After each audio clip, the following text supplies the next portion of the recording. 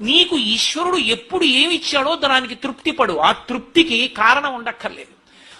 కొంతమంది కూర్చోలేని వాళ్ళు ఉన్నారు, కూర్చుంటున్నావు. నడవలేని వాళ్ళు ఉన్నారు, నడుస్తున్నావు. చూడలేని వాళ్ళు ఉన్నారు, చూస్తున్నావు. వినలేని వాళ్ళు ఉన్నారు, వింటున్నావు.